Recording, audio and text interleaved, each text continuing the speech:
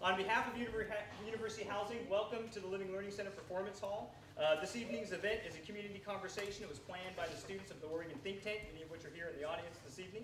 And the title of our panel is Sexy Vampires, Torture Porn, and Splatter Movies, the Construction of Gender and Sexuality in Horror Genres. And there are a few things I want to explain that are being passed around. You should either have a comment card, or if you ran out of comment cards, you have a blank piece of paper. And so not only would we like your feedback on the panel, but if you'd like to enter into a drawing to win one of several DVDs that have been purchased, as well as 2 copies of a book by Carol Clover titled Men, Women, and Chainsaws, Gender in the Modern Horror Film. We're going to do a drawing.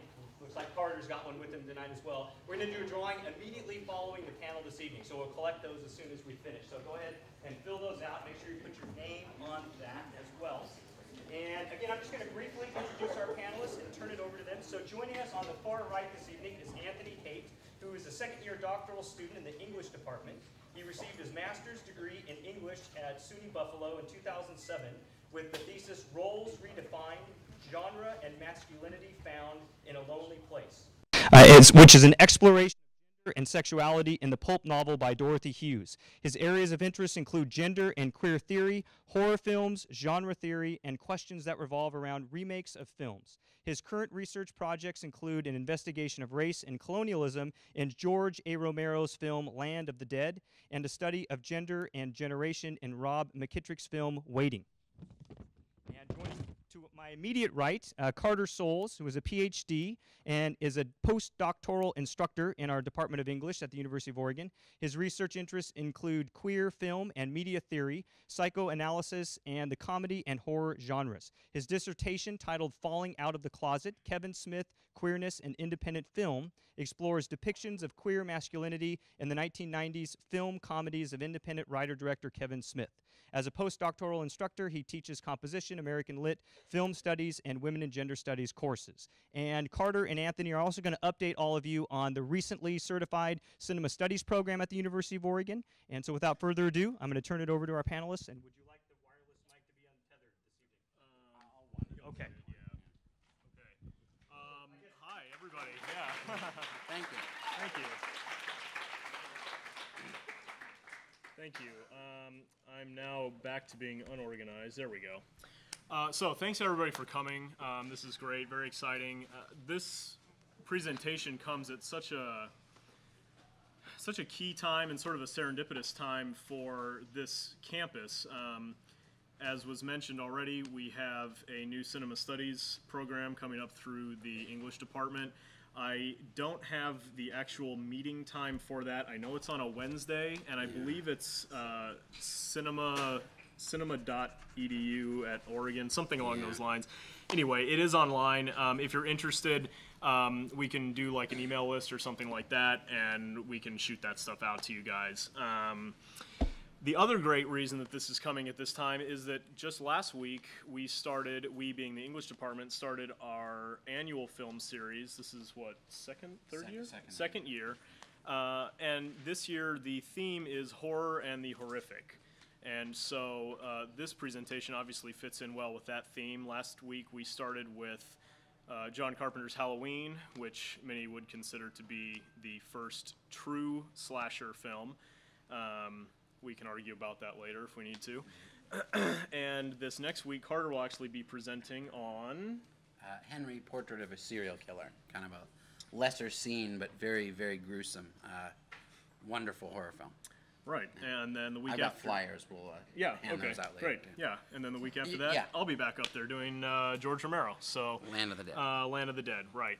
So to start off with, I'd like to just sort of briefly read an introduction that I hope will get us in dialogue and start to introduce some of the key terms and some of the key themes that if one were to start looking at cinema studies, they would have to become familiar with these issues. And also just for tonight for our conversation, so that hopefully we can all sort of be on the same page and start from a level playing field. After that, I'm going to hand it over to Carter, and he's going to maybe get into a few more specifics, fill out a few terms. Quote from Carol Clover, quote from the book that's being given away tonight. Which is a great book, and then we're pretty much going to hopefully have a conversation. So this is a time us to learn what you guys are watching, why you're watching, and what you like, and hopefully we can all learn something from each other tonight. So, to begin. Blood, bleeding, wounds, openings, holes, darkness, mystery, investigation, looking, touching, feeling, openings, holes, wounds, bleeding, blood. For fans interested in the genres of horror, these words might seem like the basis for a movie about a vampire, a serial killer, or a zombie. And all of this might be true, but for film scholars, these words are often synonymous with another list: woman, feminine, objectification, otherness, monstrous, motherhood. Tonight's discussion, entitled Sexy Vampires, Torture Porn, and Splatter Movies, will focus then on the myriad ways in which feminine sexuality, monstrosity, and abject physicality are brought together in a way that simultaneously reinforce and challenge traditional gender norms, all through a queer theory feminist perspective. Carter and I both ascribe to those theoretical toolboxes. These norms, which delineate women as passive and emotional, sexually available and objectified, abject, unclean, and penetratable, men as active, stoic, sexually aggressive and entitled, empowered, firm, and penetrating, may seem reductive to many, and of course they are. However, the policing and transgressing of this binary are what make up plots of all social texts. Film is perhaps the most social of all texts. It is produced by many people as opposed to a sculpture or a novel, right? You have a director, producer, many producers, writers, sometimes 3 and 4 writers, editors, studios, all of that. It is meant to be experienced in a room with other members of a society with whom you may have nothing in common except that film. The people on this side of the room may not know anyone over here. They may not even know the person who's sitting next to them. Yet we're all here connected through just one thing, right? The horror film, okay? And as noted above, deals with issues that our society is constantly negotiating, including gender, sexuality, and race.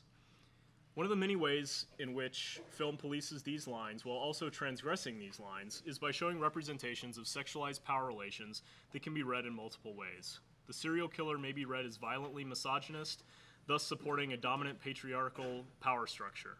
He may also be read as a feminized man striving to hold on to what he sees as proper masculinity that the rest of the world condemns for its violence. A male vampire may be read as the suave ladies' man or the bisexual outlier. A female vampire may be read as a sexually empowered figure of feminist strength, or she may also be read as a slut man-hater. Just this weekend, I saw Jennifer's Body, which I think could probably fit into both of those, and maybe we'll talk about that a little bit later. The list of these possibilities can go on, and perhaps we'll explore many more tonight.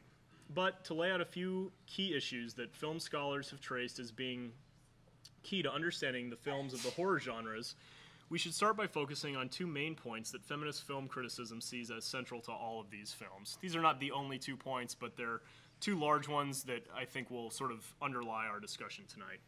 First, they all deal with the other. This broad term can mean the vampire in the castle on the outskirts of town, the serial killer rapist whose desires places him as other in terms of sexuality, violence, or both, or the woman who is considered monstrous because she is too sexual or not sexual enough. The other is a social pariah, yet is still socially relevant as a marker of what must be differentiated as different and then punished. Second, a point indicated by the first, they all deal with sexual or gender boundaries and the forces in our society that uphold these power relations. Thus, all horror films, when read through a feminist lens, can be seen as reflections upon the social structures that allow for certain characters to be ostracized because of difference that can be reduced to concerns over gender and sexuality. Inherent in both these points is a fascination with investigation and voyeurism, cutting and excavating, torturing and reliving. These actions often mirror the movements of sex. We see an object of desire, we woo that object of desire, and we are penetrated by or penetrate that object. But in the horror genre, this sexuality goes beyond the norm to a point where the viewer is asked to revel in the horrors of bodily excess, to identify with the torturer and the tortured simultaneously, and to imagine both the pain and death of the excitation of killing as sex. It is here that we find ourselves in a genre that deals with the body on every level. and in ways that move well beyond sexual curiosity to a moment of inquiry about sexuality and sexual difference itself. It is also the moment of inquiry for film studies. Why are audiences drawn to a genre that is often considered unworthy of comment? Why is the seemingly endless repetition of horror still emotionally, physically, and economically stimulating? What do any of the possible answers for these questions say about the culture that produces and consumes them at a rapid pace? Hopefully tonight we can begin to explore a few of these issues on the levels of genre, social context, and cultural definition. So, now we move on. All right. All right. Thank you for that. Yeah. Okay, I wander. What I want to do is quickly unpack a few of the... How am I doing for the mic? Is it good? Close? Whatever. Is it on? Well, no, it's only on for the robots. So I'm just going to project for all of you. I think this is just for the camera. So it's weird. Sorry. Anyway, what I want to do now is just briefly and quickly, but making sure we all kind of get the gist, unpack a few of the terms on this chart that we've got up here, because I think we'll use a few of these terms in our conversation tonight. And then no sooner will I get us through this chart than we will roll a couple provocative clips and just start talking about what we find interesting about horror. And we, as Anthony said, would very much like to hear from you, and hopefully you'll really fuel where this conversation goes. We want to have a few critical terms on board so that we can kind of have some shared terminology. So what we have up here is a chart from an article written by film theorist Linda Williams. She's at Berkeley, and she's written at some length on what are called the low genres, okay? So when we talk about low genres, what we mean are genres of film or even popular literature, this kind of stuff, that are generally thought to be not very high class. They're thought to be kind of pleasurable, but in a way that's not very respectable, okay? So the low genres would include certainly horror, porn, obviously, and then melodrama as well. Melodrama being the name for what we often call weepies or women's films. Now that we see a lot of male melodramas, but we're talking about classic kind of high melodramas like the films of Douglas Sirk, Stella Dallas, Rebel Without a Cause, these kind of things. So Williams charts out these three major low genres in order to make clear how they impact us as viewers. And her main point in this article called Film Bodies is that, in fact, these are the body genres. These are genres that, whether they have any kind of intellectual appeal or provoke ideas, and I think Anthony and I would both argue that horror films definitely provoke our thought and our ideas. They challenge our cultural assumptions and cross the taboos. So I think they do make us think if we're watching them carefully. But what Williams argues, and I think this is persuasive as well, is that these genres, horror amongst them, definitely impact us viscerally. They impact our bodies. They make us respond bodily, even if our minds don't know that it's really happening. So for example, she points out that melodrama makes us weep, right? We go to a weepy, we go to one of these tear-jerking films like Terms of Endearment, because we know the lady's going to die of cancer at the end, but we want to go and cry, right? So we invest in the characters and we get all wrapped up in it. That's the pleasure of it, right? Similarly, in pornography, perhaps the pleasures are obvious, but we probably watch porn mostly to become sexually excited, right? And possibly achieve all kinds of sexual gratification via these films. Horror, then, also has this physical dimension. But the kind of physicality or the bodily response that horror evokes is fear or sometimes revulsion, right? So we go to be terrorized and horrified and sometimes even grossed out or sickened, right? So I think we probably all can kind of see how that's true. But I want to get to a couple of the technical terms now that Williams uses in this chart so that we can use them tonight as we start to plumb a little deeper into what's going on in some of these horror films, be they monster films or slashers or any of them.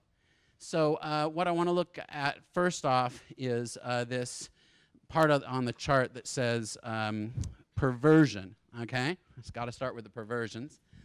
Perversion, pornography, the presumed perversion of pornography is sadism. That is sexual control, right?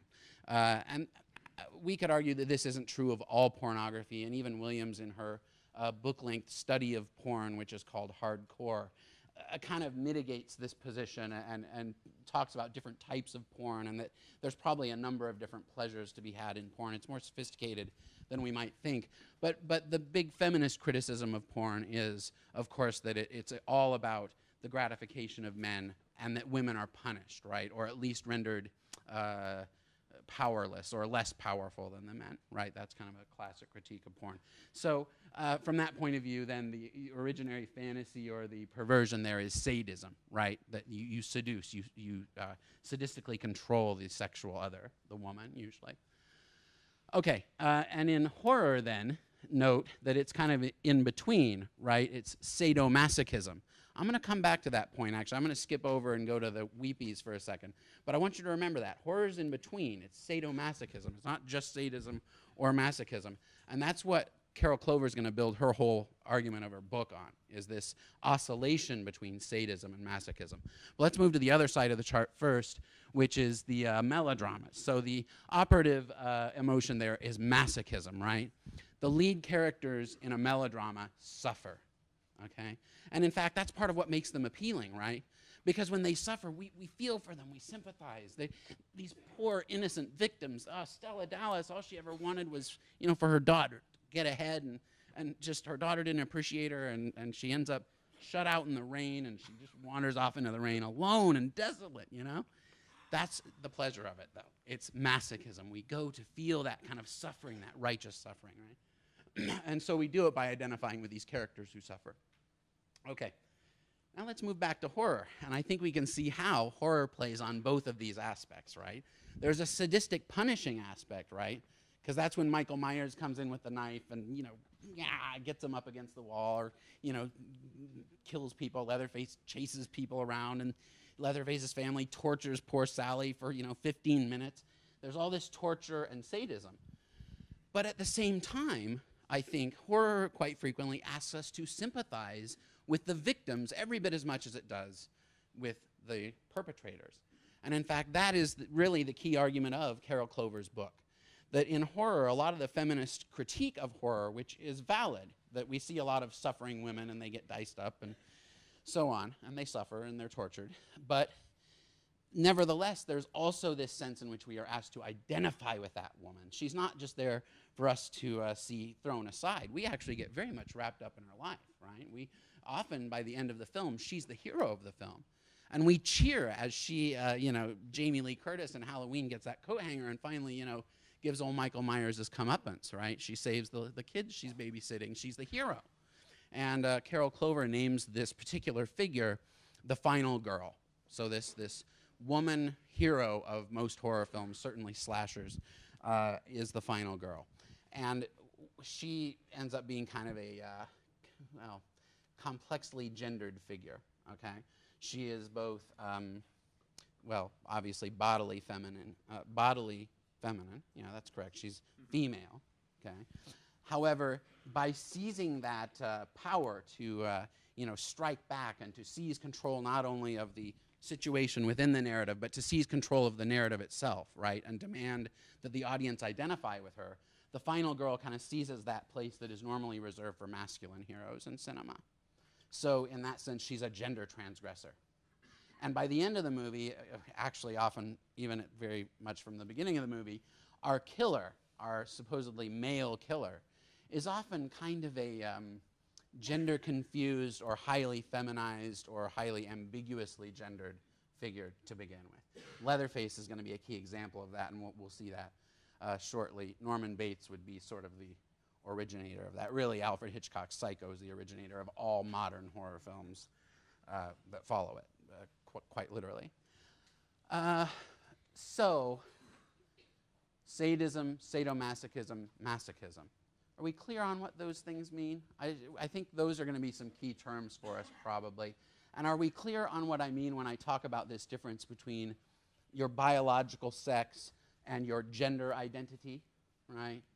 Are we clear on that? You can be biologically male but perform behaviors that make you seem feminine, or you can desire to be in a traditionally feminine position, even if it's just in the movies. You go identify with women in the movies if you're a guy, that kind of thing. Oh, clear? Clear. All right, great. Well, I think one thing to bring up Good. can help, not necessarily complicate, but flesh out some of Clover's argument also is the importance of the traditional idea in early feminist writing on horror films was that when men went to go see a horror movie, and they were movies for men, in a lot of ways pornography and horror from the beginning have been aligned in that way, because what was happening was, the idea anyway, was that men would go to a horror movie to identify with the killer. And that was more or less the end of the story as far as early feminist film critique went. What Clover does is to complicate that. And she wants to argue that men can go to a horror movie and identify with the final girl. Men can go to a horror movie and simultaneously identify with the killer. Women can go to a horror movie and identify in sort of the melodramatic fashion with the final girl as she's being tortured, but she can also identify with the final girl in her final triumph. And she can identify with the killer as he's ravaging her or running through the woods or whatever. So there's a lot of gender confusion, I guess we could call it. Yes. Gender transgression. Transgression, Yeah. right, Yeah. that's going on. Not only in the horror movie itself, in that the final girl, female, is acting in what could be called gender masculine ways, but also for a viewer who's identifying with this woman who's being tortured, or at the same time perhaps with the, figure of Dracula who's killing her, or with good old Leatherface who's chopping her to bits, or whatever, right? Yes, right, exactly. So, Yes. and I think it's that point of transgression that interests us, not only for the viewer, but for what's going on in the film, these issues of transgression that are going on. Well said. Okay. And maybe the other, I guess this one's here. The other thing to add, and maybe this is as good a time as any to consider rolling into that first clip. Are we ready to lay that on him? I think so. I think mean, so. who's ready to get bloody? Yeah, right? I think we're Okay. going to have to roll the first clip. Torture porn. You asked for it. You asked for it, okay. I think it's cute. It probably is. Yeah, we'll switch it over and I'll do a little introduction here. So,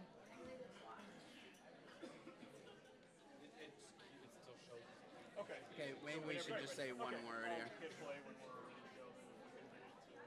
Then if we can get to. Can we pick those lights back? Yeah, I didn't do that. Yeah, let's bring them way down. So, should we say a word, do you think? Yeah, I think so. All right. So, Hello. okay. Go ahead. Oh, sure. We just want to say a brief word of, all right, hello. Guys, coming back. Come on back, please. Sorry. I know, it's so hard. This is what the body genres do, right? They get us excited. They get us that excited. We want to talk about it. We want to feel it, right? We really do. Okay. But I want to point out, the clip you're about to see is from a film called The Texas Chainsaw Massacre 2. It's the original Texas Chainsaw Massacre 2 from 1986. Now you may be thinking, why did we choose this film? Well, a couple reasons. One, it is one that Carol Clover herself likes quite a bit and writes about at length in her chapter on slasher films in this book, so we thought it was a good thematic tie-in there.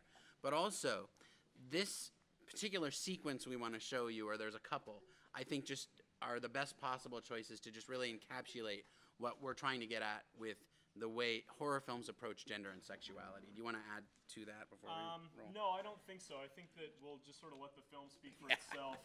So the first clip we're going to show is midway through the movie, I would say. Yeah. We meet our heroine, Stretch, and our returning bad boy, Leatherface, okay? And the second clip we're going to show is Stretch at the beginning, or at the end, excuse me, as the final girl, and we'll see probably, I would argue, the most triumphant final girl ending. Clover thinks so. Maybe. Clover thinks so. I would say that she's right. So, without further ado, let's hope that it's at the right place.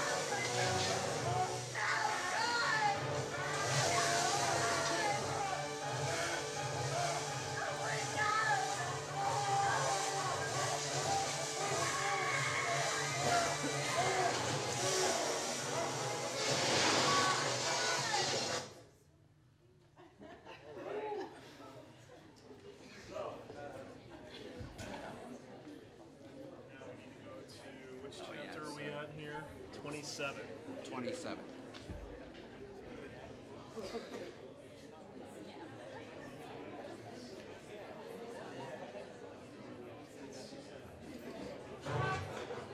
you go, there you go. That's it, this is it.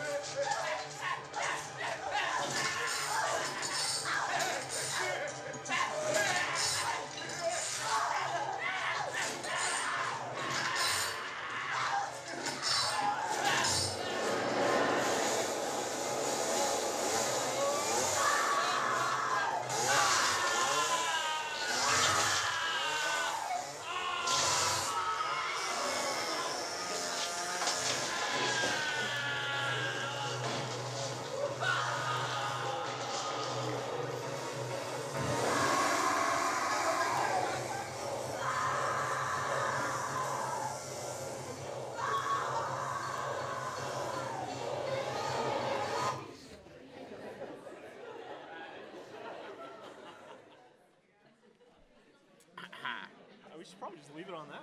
Yeah, let's just leave it there. Okay. Well, we thought we'd start there. So, now that everybody's warmed up, Any comments? Any comments? on What's those going clips, on in or- the first scene and the second scene? How do they fit together? Let's open this up. Or how does it relate to horror you've watched? Yeah. Well, in the first scene, the chainsaw is used as a very phallic object. And so in the last scene, her adopting that and using it to penetrate the man really is a gender role reversal. Well spotted. Well, I think we're done here. Yeah, our work is done. Yeah, very well said. Very clear. Anyone else want to add to that or complicate that in any way? Oh, yeah, please. Well, I thought it was kind of interesting how not only was she super over-sexualized and there was a whole race image in the first scene we watched, but even at the end, when she was getting the chainsaw started, that was really sexualized too. I mean, it wasn't just her torso doing it or something. You could see her thighs and she had this one leg up and it was even sexual then. Not only that, but the chainsaw was kind of between her legs. Right. And even after that, when, I forget what the creepy guy's name is, but the creepy guy comes up, he's behind her. And it has all these angles where it looks like sex. It looks like he's having sex with her from behind. Yeah. And then she turns around and attacks him. So I thought it was interesting that it's not only this image of rape and of sex in the scene where she's being attacked, but even when she's starting to attack him, it still has that. Yeah.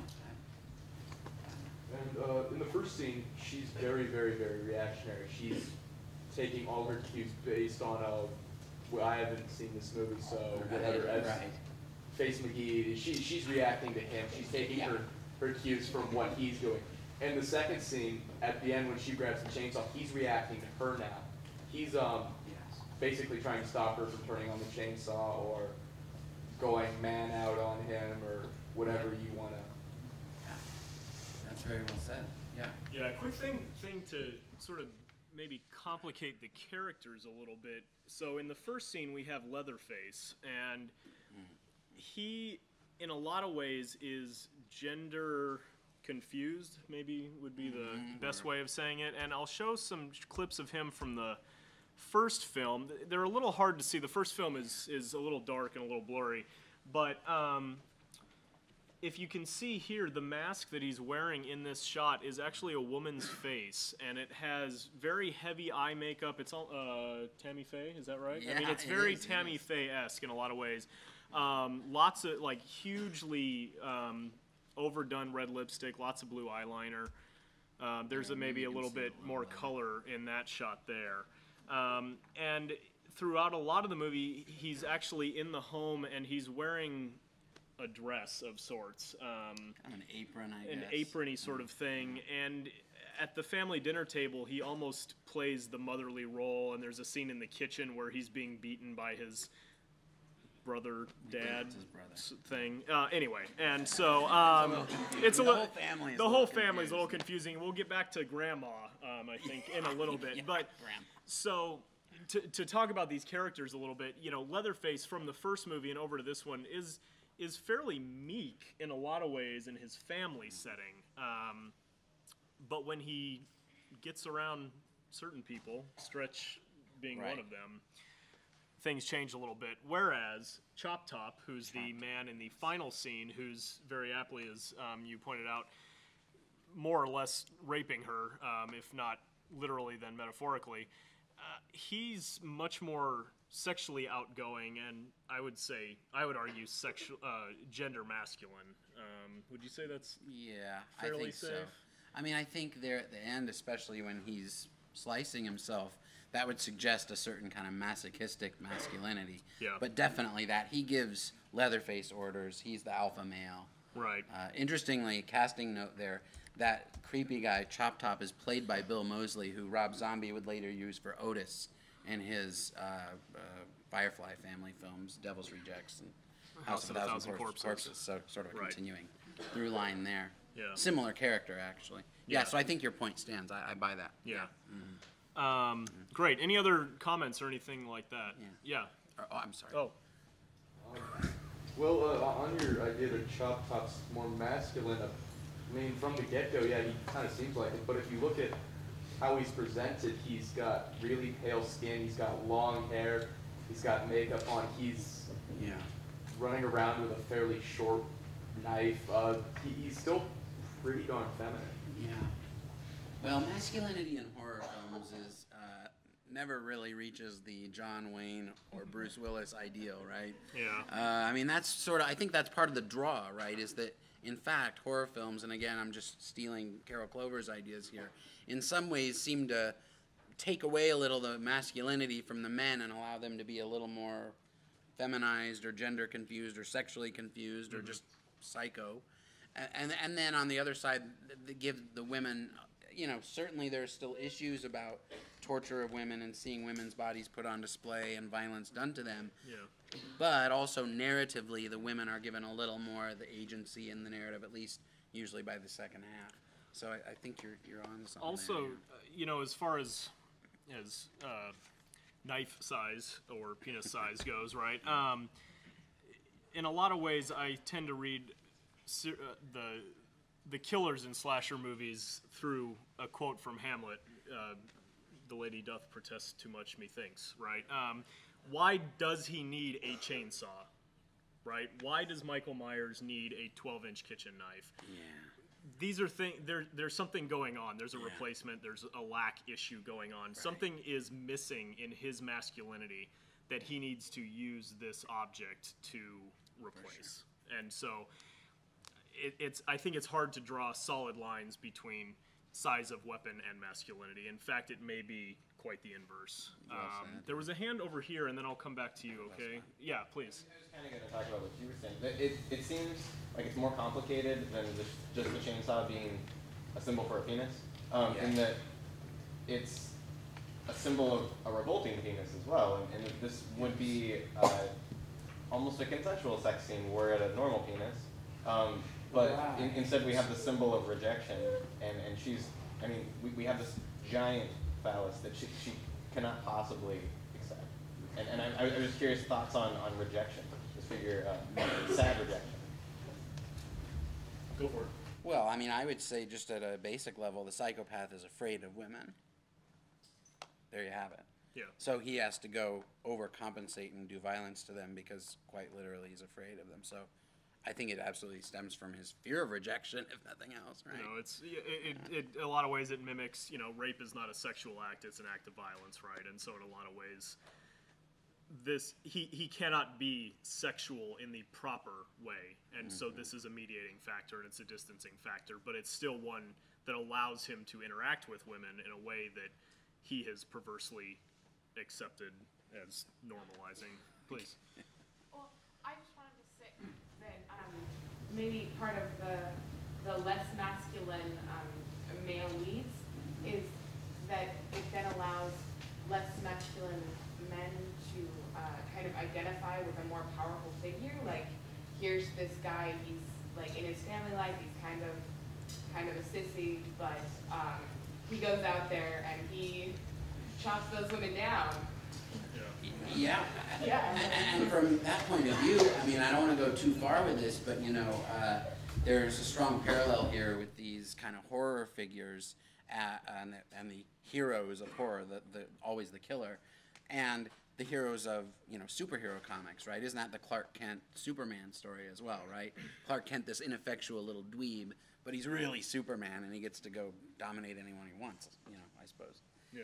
So, there's this geek trying to escape, I don't know. Yeah, and another thing that comment speaks to is again, this issue of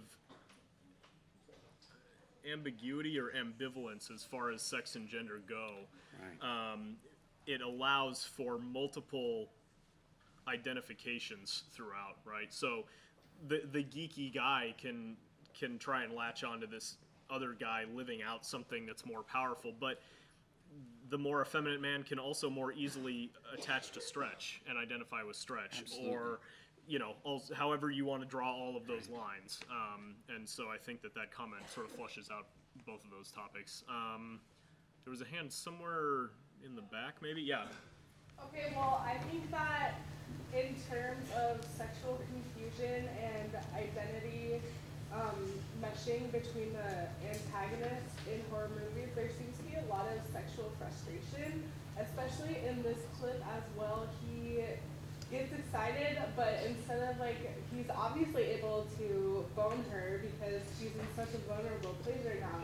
But he gets excited and then goes on a rampage and is like cutting up everything else. And so it's almost like he didn't even know what to do with it because there's just like all this like energy and emotion, and he's like, oh my gosh, how do I express it? This is frustrating, and this is what making me angry. Yeah. I think in a lot of ways the taking away of what she does is turn the tables on him and turn this into a sex act as opposed to an act of violence, and that confuses him, and it turns from a rape into some sort of weird, I would argue, masturbatory dance. I mean, he starts, all of the pleasure that he's getting out of his chainsaw no longer has anything to do with her. He's just sort of freaking out, going all over the place. So I don't know. That's how I read that scene, but also there's definitely a frustration in it, I guess, or a yeah. No, that I buy that. Yeah. Yeah. Getting back to the dance that he does, Right. I don't know if you noticed, but at the end of the film, when she is victorious, she does the same dance. And this brings up a trope that happens in lots of horror films, and it also maybe will get us into talking about vampires a little bit. Yes. In that a lot of times there's a conflation between the heroine and our killer, which can often be translated as a conflation between the feminine and the monstrous, okay? Leatherface, the monster, does his big dance, and then he goes away. At the end, she does the exact same dance. She's literally mimicking what he's doing, both in the killing and then in the celebration afterwards. This happens oftentimes in vampire movies also, most notably Nosferatu. Well, I mean, any of them. I mean, literally, there the monster will turn the woman into another monster, right? Yeah. So they literally become the same type of creature in many cases. Yeah. So if you go with that theory, would you say that a man's kind of degeneration into a serial killer is a turn towards the feminine side because the feminine is able to so easily go to the same sort of monster thing, and so it's going to this like in-between gender that is a search for both? I think the answer is yes. I would also say, however, that the specific thing we see with serial killers is that plus an overlay of what I'd have to call an excessive masculinity, right? So he's feminized, and perhaps on some level he knows that, and that's what drives him crazy. That's when Leatherface kind of, in a way, surrenders his power to Stretch in that scene, or, I mean, I don't know if everyone reads it that way. I'm just kind of hypothesizing there. It's at least a give and take in a weird way, and she kind of spellbinds him, let's at least say that. So, of course, he gets frustrated. He realizes he's been hoodwinked, and so he responds by actually going to this kind of bizarrely hyper-masculine or way exaggerated masculine, phallic penetrating, kind of dangerous, self-destructive, ultimately, version of masculinity. But yes, I think you're dead on. I would agree with that, yeah. And to jump back to Psycho, right, the urtext of modern slashers, I mean, you know, Norman has not... sorry if we're ruining movies for you guys, but that's going to happen. But, you know, Psycho, I mean, Norman has literally internalized his mother. Yeah. I mean, and lives her life for her. And she's the killer. Yeah. It's the mother persona who's the killer. Yeah.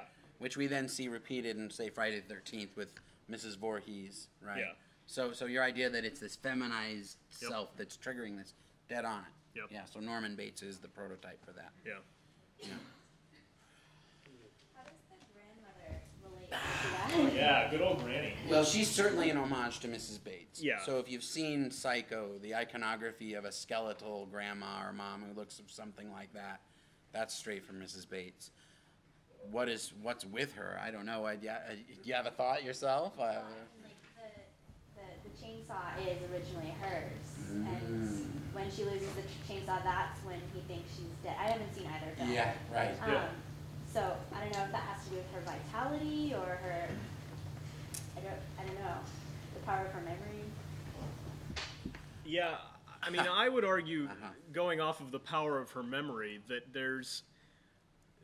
that there's a preoccupation in lots of horror and in other texts all over the place, certainly melodrama, with the memory of the mother. But what happens in a lot of these, as Carter was talking about, like in Stella Dallas and things like this, is that the mother, while she may be, you know, the memory of her may be sort of held in a pedestal up in a tower, just like here, it's not the kind of fuzzy hallmark motherhood that we think of. It's monstrous. There's something weird, different, wrong with it. And we get just the most perfect depiction of that, I think, maybe in any movie, in this clip that we showed here. Do you want to talk about the abject? I was going to say maybe I could just add a sentence or two, which, you know, one of our great psychoanalytic literary theorists, Julia Kristeva, a French psychoanalyst and literary critic, wrote this essay, Powers of Horror, so very relevant to our topic, wherein she discusses the fact that for any of us, part of our becoming full subjects in our culture, or I don't know, full adults, or sort of taking our place in our society, part of what we have to go through is kind of a separation from the mother, right? And Freud documented that pretty well as well. And the thing is, we don't like to be reminded of our mothers. Particularly, we do not like to be reminded of the fact that we were born. Because if we have to think about the actual nitty-gritty and the blood and the physical trauma that really does come along with the act of birth, that's also a reminder of death, right? That we all come from mothers, and we're all going to die. We're mortal. We're helpless little bloody things when we start, and we're going to be helpless and bloody at the end. So goes the thinking. So horror films then particularly play upon that phobia, right? Because they're constantly kind of showing us, I mean, literally they're showing us our insides, you know, in many cases, all that gross out that we think, oh, why did they have to do that? Well, in a way, they're doing that because it's very relevant to the theme they're really trying to tackle, right? Again, they're trying to get at us bodily and enact this thing that Kristeva really talks about in a more theoretical way, which is that we're all afraid of death, and faced with death, faced with a corpse, faced with blood on the outside of our skin, it produces a horrified reaction. It produces a reaction that is, well, she calls it jouissance. It's a French term that's probably similar to the sublime, but there's this terrified aspect to it. Jouissance is kind of a moment of awe when you realize really your own mortality, your own limitations in the universe. So she says we're all terrified when we have those moments of jouissance, and that horror is particularly good at provoking us to have such moments.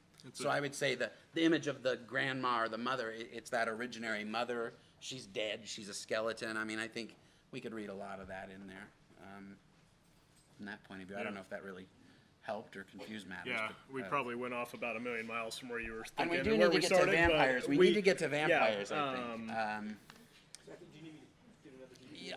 Yeah. No, I think we're gonna just go off stills, or do you want to show a clip of Well, Martin? we could go stills. I'd love to show a clip of Martin, but we don't absolutely have to. No, let's show it. Let's show it. Okay, Yeah. good. Yeah, we'll show the opening few minutes of Martin. Okay, so part of the theme that was asked for tonight was sexy vampires. Is that right?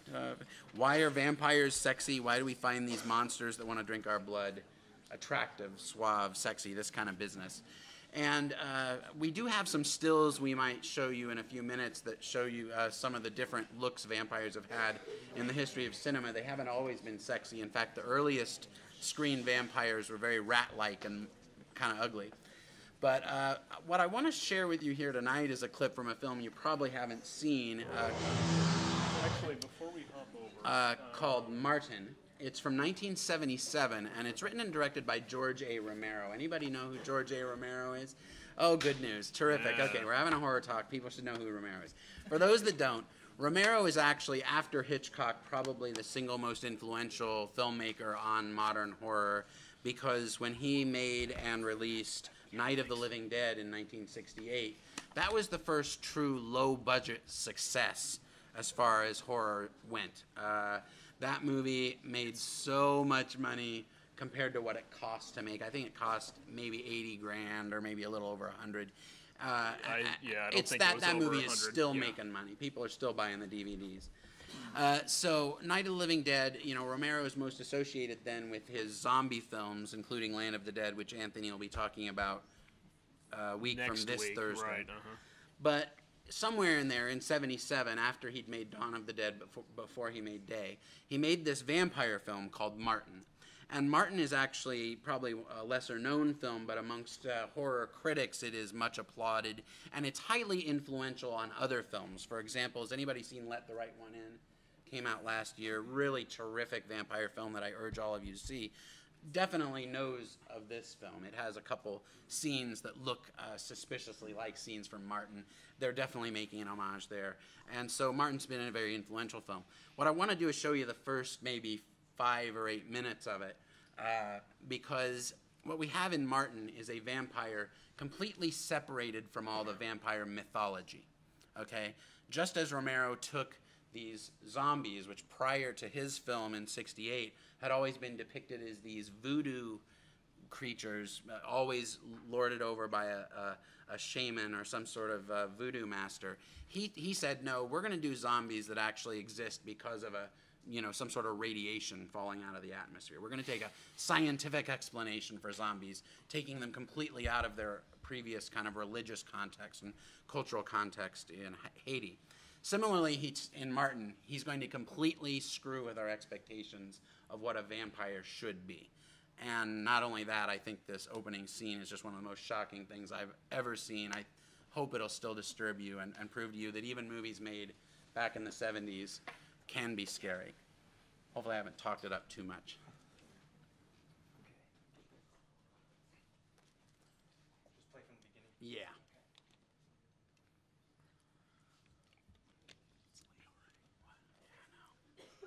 So incidentally, the young kid you're going to see in this, the 16, 17-year-old looking little kid, he's Martin.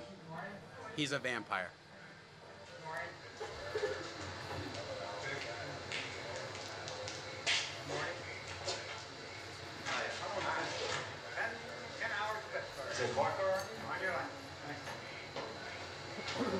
Adam, traveling alone? All alone. Shall I wake you from Pittsburgh? No, I'm going to New York. The Big Apple. Right. Thank you and good night. Thank you. Good night.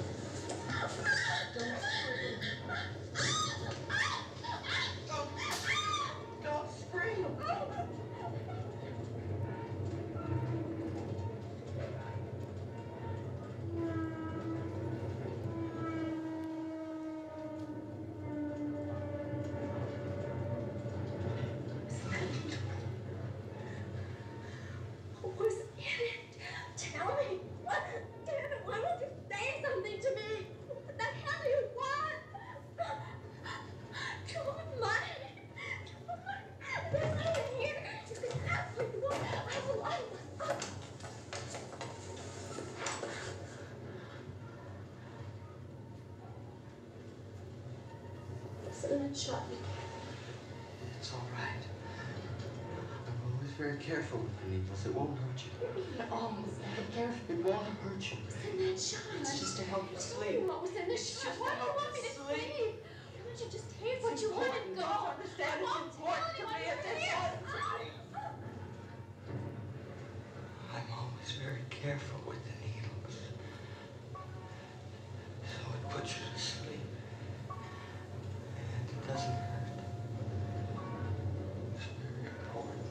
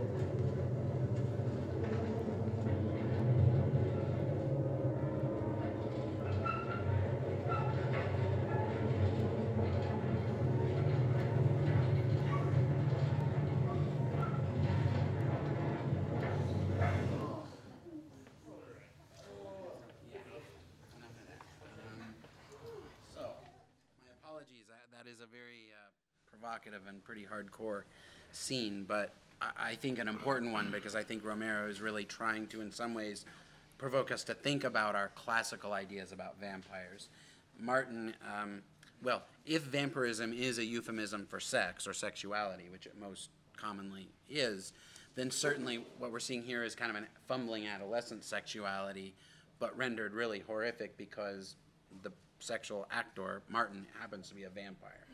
And he thinks he's trying to do something humane. He wants to put these women to sleep first so that they don't have to suffer, but he still needs to draw human blood to survive. He can't eat human food. And so as the film unfolds, we see that he really agonizes over his own position as a vampire, but he has no choice. Whether that makes us sympathetic to him or not, I don't know, but it's certainly worthy of note that Romero opens the film with this sequence. So before we really know Martin, I think he's really trying to mess with our ideas about, you know, the sensuality of vampires, rendering it kind of ugly here in some ways. Or that'd be my take on it. Anything you want to add, or we can take comments about vampire sex in general. I think that vampire sex is always a good topic, but I think that one of the things that's great about this clip and the still that I had up before, which was from the 19 version? 2021 version of Nosferatu, is that vampires have not always been sexy, and that it's fairly recent that, well, maybe not fairly recent. Kinski was... These things come and go. Kinski was sexy, but... Lugosi may have been vaguely sexy for his era. Yeah. You know. Certainly Christopher Lee and The Hammer. The book, the one with the lesbian vampire, like the second one written? Is that The Hunger? Or are we talking Anne Rice? No, way back in the day, 1800s. Oh, yeah. Okay, so there are some bisexual vampires even in Stoker's Dracula, believe it or not. Yeah. But then, actually, vampires are almost never one sexuality unless it's bisexuality. Vampires often are seen victimizing people of both genders or many genders, and Therefore, I think that's why they often stand as a metaphor for transgressive sexuality. Yeah. Whether they're sexy or not, in a lot of ways, they would stand for some sort of some kind of probably. sexual deed. The act of vampires feeding seems always to be rendered somewhat sexually. I suppose just as slashers render their violence in sexualized or gender terms. Yeah. But comments either on this sequence or sexy vampires writ large. I know there seemed to be some interest in that topic, so how can we open up the discussion to talk about vampire sex a little bit? Yeah.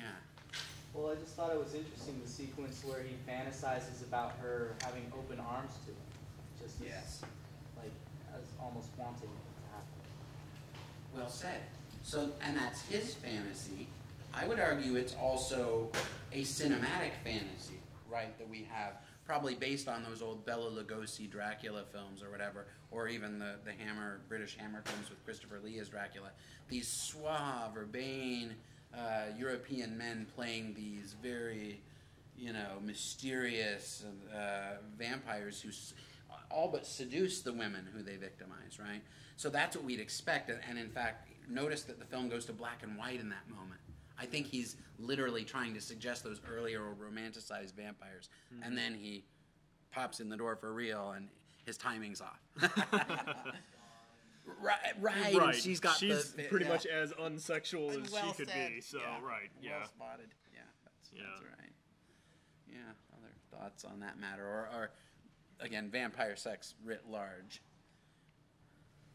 Yeah. To me, the character of the vampire has always been kind of a metaphor for rape, because in the original Bram Stoker book, Dracula is visualized, in my memory, I haven't read the book in a while, as a very unattractive man. And so by him sneaking out and luring these women in and then penetrating them and taking their life force, he is quite literally raping them and turning it once again not into an act of sex, but an act of violence. And then watching this scene was kind of a revisioning of that for me. For sure. This almost put it in the context of the date rape. Yes, sir. Yeah, I mean, I think you're dead right. This clip makes those terms very clear. Yeah.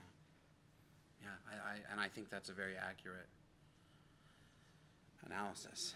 Yeah, in the back there. Okay, so earlier you were talking about how people like to watch horror movies because it plays on their fears. Yeah. And so I think that one of the reasons why vampire movies are so popular is because a lot of people have a fear of nighttime or dark. Certainly. And so, because you don't know what's going down at night. That's I right. think that really demonstrates it, especially in an unknown place or location. Beautifully said. They're nocturnal creatures. That's right. Nighttime also being a popular time to engage in carnal activities. So that sex part's always kind of lurking there. I didn't see the order here. No, I didn't either. Well, the other thing about vampire stories or vampire films is that they can also fall very easily into the melodrama aspect too, because they have this divide that they have to overcome with immortality. Yes. So they become romance-driven things. So I think that's part of one of the reasons why vampires are so alluring. Yes, a tragic romantic kind of figure. Right. And there have been a number like that, right? I assume the new Twilight films are playing upon that trope pretty heavily. Certainly that's President Anne Rice's view of it. Interview with the Vampire and Stoker's, right.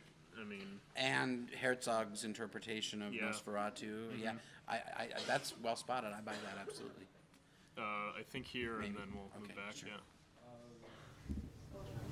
I think that this scene in particular for Martin does a really good job of demonstrating how the viewer sometimes sympathizes with the bad guy, because we can see from his kind of daydream space out moment that he wants her to have open arms, and you see in the scene he tries wrapping her arms around him.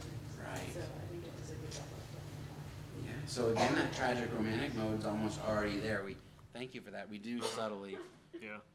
See his point of view there a little. Allows us a little empathy. Right. Nice. I think the appeal of sexy vampires is, to get a little bit Freudian, society is not very accepting of, say, alternate lifestyles. and it's a vampire. I mean, out at night, it's carnality at its finest. It really is, and it's perhaps an outlet of that where the general populace at large couldn't put it otherwise, but doesn't really have something to do with it, you know? Very well said, sir. In fact, there's a terrific book, Marjorie Garber's book on bisexuality, if you're interested in kind of a broad overview from a cultural studies point of view, what's cooking with bisexuality. And in there she has a kind of a lengthy section where she discusses the bisexuality of vampires and points out that very thing. In fact, I've even got a quote here. Vampires come to denote not an identity, but a historical progression of stigmatized identities, right? Not a fixed place, but a threshold. So she, in a way, she's kind of talking about any kind of sexuality that pushes the borders of what we're comfortable with or what we think is okay. And certainly that would obviously stand in for bisexuality or queer sexualities of all kinds.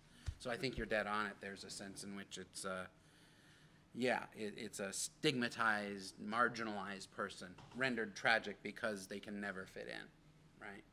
At least not to the heteronormative world of most narrative. Yeah. I'd agree with that.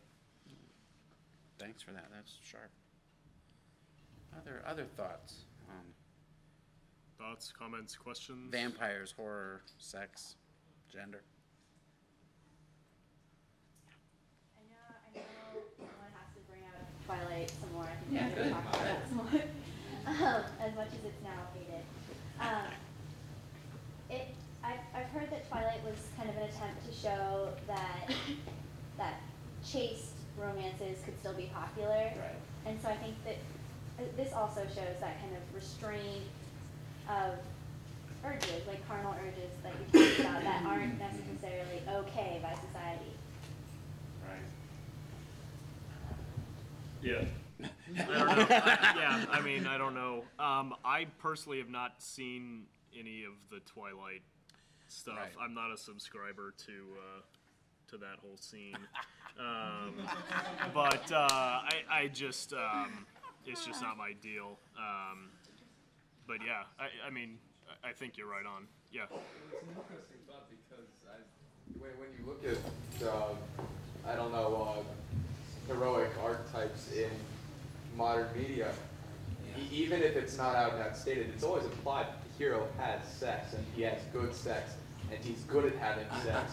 And so you could point out that chastity is just as much an alternate lifestyle that's disapproved of as homosexuality, sadism.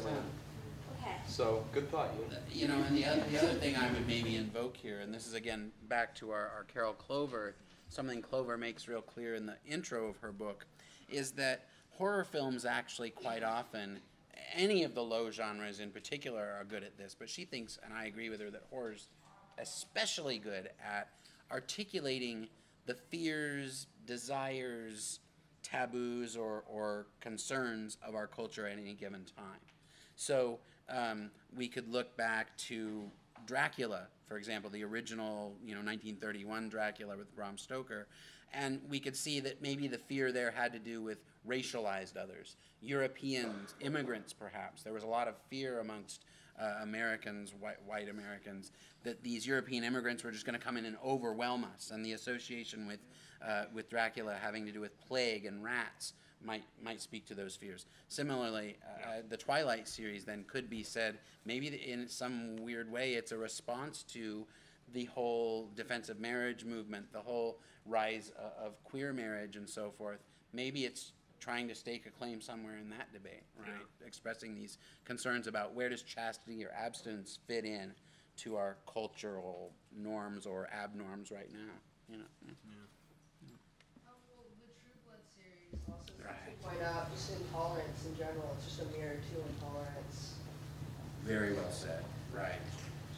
Yeah, trying to get us to empathize with that outsider almost completely, right? True Blood's almost completely from that point of view, right? Mm-hmm. Are there sympathetic humans in it? There must be a few. Yeah, I mean, like, you care about them and stuff, but right. See, like, what the intolerance is for them. Right. Like, no one's clearly good at that. It's just... Right. Very nice. I'm glad you brought that one up. Yeah.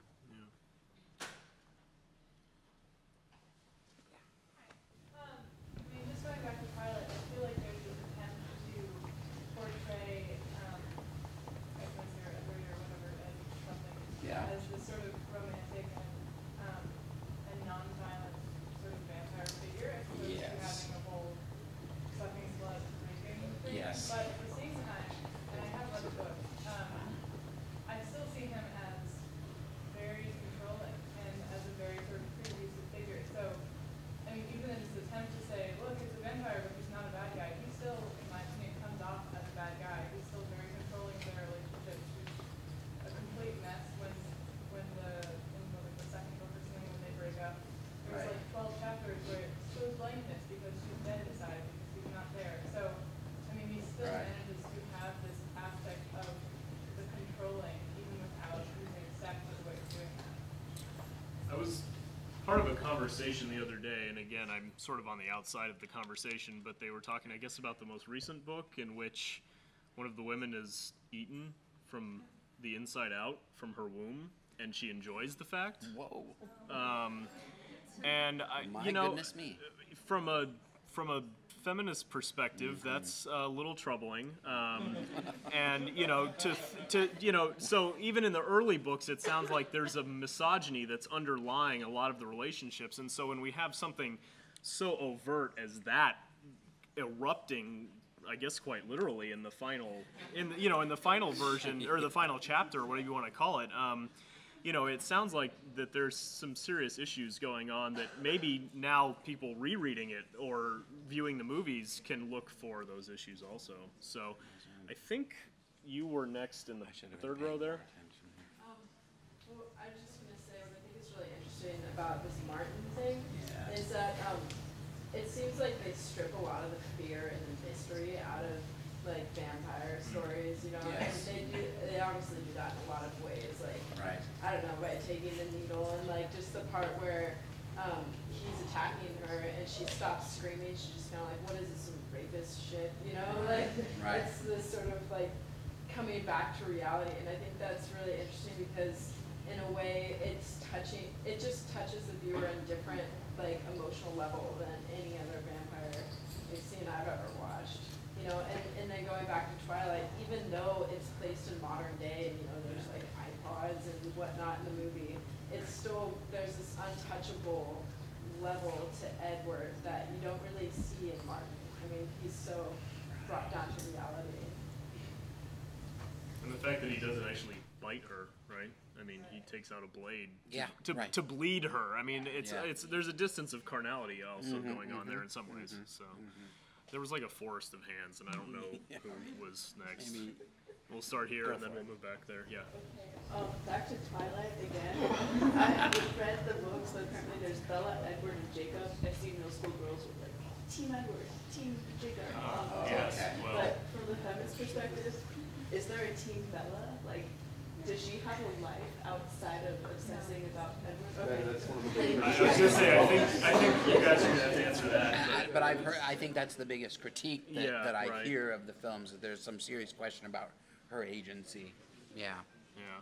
I think you were next, and then maybe you.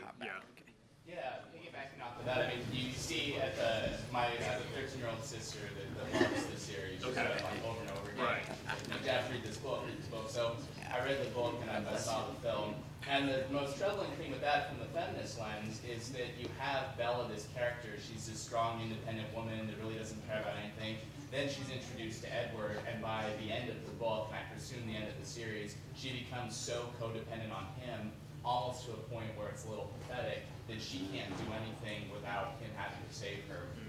And so it's interesting because you have this allure, and I think that the Stephanie Meyer, she reimagined the vampire. They can be out in daylight, they have psychic abilities, they can jump really far, and she kind of like made them the X-Men almost. They're X-Men now. All right. They just happen to drink blood too, So. But you have this allure, but I think it's troubling because what's that saying then?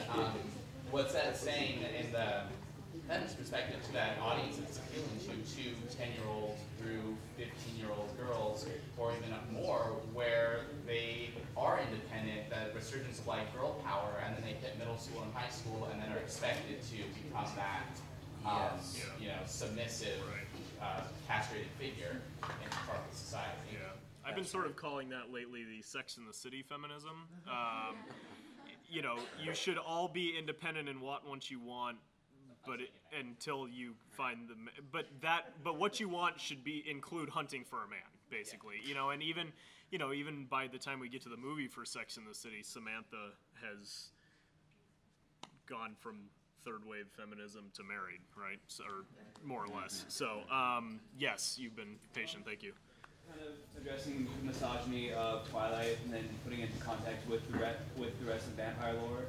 By not fighting Bella, Edward is really keeping dominant role, because even though in the moment of fighting the vampire is dominant, afterwards not only would Bella have comparable powers to him, but then she would be more powerful over other people. Yeah. And then going into kind of a gender analysis of this, kind of becoming a vampire is a really big degendering of the person, because not only are they not getting prey from either male or female, it kind of puts the people in a role reversal, because the man, when he's getting bit, he is no longer the dominant force. Either if it's a woman biting him, which totally strips his masculinity, or another male biting him, which is an enforcing of masculinity over the other person's masculinity. Homoerotic. Or the homoerotic. Yeah. Yeah, exactly. And then women are very much empowered, and they're able to become very strong, like superhumanly strong, and also they're able to be dominant over whichever male they want. And in the lore of Bram Stoker, the man's life a lot of the time is dependent on the female vampire's life, because if the vampire who turned you into a vampire dies, you also are no longer a vampire.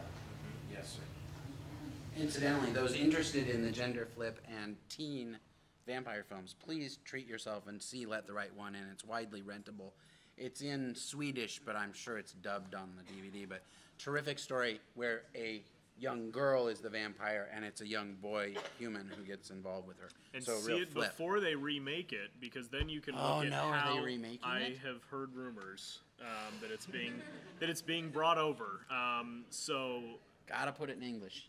Well, yeah, but what Beautifully happens, shot too, the snow and everything Yeah. in Sweden, beautiful. What happens there with remakes, though, that's interesting, especially when remakes are coming from other countries, is to look at what happens with genders that get played with in the original. How does that translate into the American movie, and then ostensibly to the American audience? So good point. Two more questions. I think we had about one or two more hands, didn't we? Was there one more? I thought. Well, I was just going to add to her discussion about Edward being controlling. Yeah. My cousin, I haven't read the books, but my little cousin was telling me about how romantic he was, and that he would go into a room and watch her sleep, which is so, like, beyond creepy. I mean, not only does she not have like, she doesn't have control of the relationship, she doesn't even have control of her personal space. Yeah. Like, it's so messed up that that's what little girls are seen as romantic. Reeks of stalkerism. Yeah. Yeah. Are we allowed to take two more? These both? Okay. Okay. Well, I just wanted to say that was that my problem with that isn't that he's coming in and watching her, is that when she wakes up, it's not so much as get out, you creep. It's like, oh, hi, you're cute. Stay. Yeah. Like, she's giving up her power to.